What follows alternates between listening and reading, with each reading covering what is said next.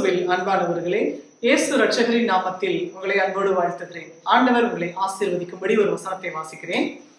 யோசுவாவின் புஸ்தகம் 1ஆம் அதிகாரம் 9ஆம் வசனம். நான் உனக்கு கட்டளையிடவில்லையா?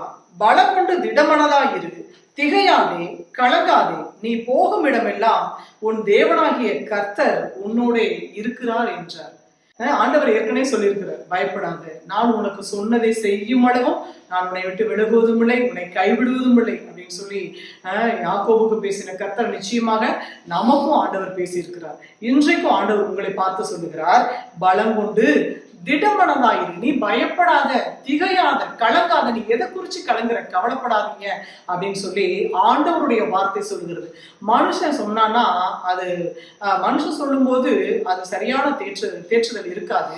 ஆனா ஆண்டவருடைய வார்த்தை சொல்லுகிறது, கர்த்தருடைய வார்த்தை உங்களை பார்த்து விதமாய் சொல்லுகிறார், பலம் கொண்டு திடமனதாயிரு, திகையாதே, கலங்காதே, நீ போகும் இடமெல்லாம் உன் தேவனாகிய கர்த்தர் உன்னோட இருக்கிறார் என்றார். அப்போ பாருங்க, ஆண்டவர் உங்களோடு கூட இருக்கும் பொழுது நீங்க எதற்கும் கவலைப்படணுன்ற அவசியம் இல்லை.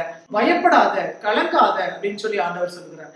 பாருங்க, பயப்படாத அப்படின்னா, ஒரு 5 தாளந்து என்ன பண்றாரு, ஒரு எஜமான் என்ன பண்றாரு, தன்னுடைய ஊழியக்காரர்களை அழைத்து ஒருத்தன்ட்ட 5 தாளந்து கொடுக்குறாரு, இன்னொருத்தன்ட்ட 2 தாளந்து கொடுக்குறாரு, இன்னொருத்தன்ட்ட 1 தாளந்து கொடுக்குறாரு.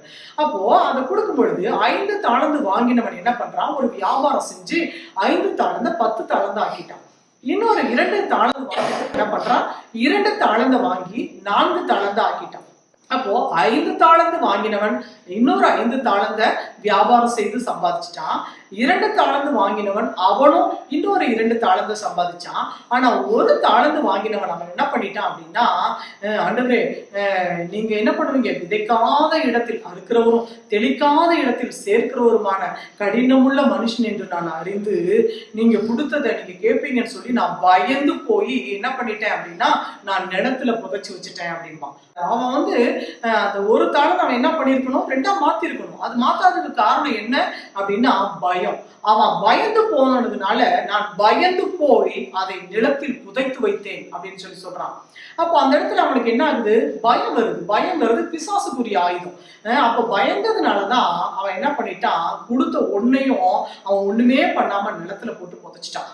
அப்போ அந்த மாதிரி நாம இருக்கக்கூடாது. அதனாலதான் ஆண்டவர் என்ன சொல்றார், பயப்படாத, நல்ல திடம் கொண்டு, என்ன பலம் கொண்டு திடமனதாகிது. மனசை என்ன பண்ண, திடப்படுத்து. ஏன்னா நான் உன் கூட இருக்கேன், எதுவும் செஞ்சிட முடியாது, எந்த காரியம் எந்த ஒரு சேதமும் உனக்கு வராது அப்படின்னு சொல்லி ஆண்டவர் சொல்லுகிறார். ஏன்னா உங்களை உருவாக்கி உங்களை சிருஷ்டித்த கர்த்தர் உங்களோடு கூட இருக்கும் பொழுது உங்களுக்கு விரோதமாக எதுவும் எழும்ப முடியாது, உங்களுக்கு விரோதமாக எதுவும் எதிர்த்து நிற்க முடியாது. ஏன்னா உங்களோடு இருக்கிறவர் சர்வ வல்லமை உள்ள தேவன், அவர் உங்களை சுற்றிலும் பாதுகாப்பாக இருப்பார். நாம் ஜெபிப்போம். சர்வ வல்லமையுள்ள எங்கள் அன்பின் பரலோக பிதாவே, இந்த நல்ல வேலைக்காய் நன்றி செலுத்துகிறோம் அப்பா. ஆண்டவரே அப்பா, பலம் கொண்டு திடமனதா இரு, கலங்காதே, திகையாதே என்று இந்த நேரத்தில் ஆண்டவரே உடைய சனங்களை பார்த்து நீர் சொல்லுகிறீர். ஆண்டவரே உடைய வார்த்தையை கேட்டு ஆண்டவரே உடைய சனங்கள் ஆற்றப்பட, தேற்றப்பட, தகப்பனே தைரியம் கொள்ள, தகப்பனே நீர் கிருபை செய்ய வேண்டும் என்று சொல்லி நாங்கள் ஜெபிக்கிறோம் அப்பா.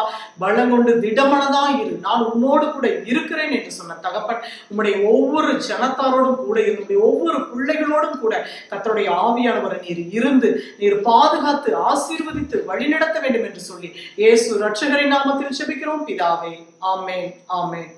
பிரியமானவர்களே, நீங்கள் எதற்கும் பயப்படணும்னு அவசியம் இல்லை. கலங்காத, திகையாத அப்படின்னு சொல்லி ஆண்டவர் சொல்கிறார். பலம் கொண்டு திடமனதா இருங்கள் என்று கர்த்தர் சொல்கிறார். கர்த்தர் உங்களை ஆசீர்வதிப்பார். God bless you.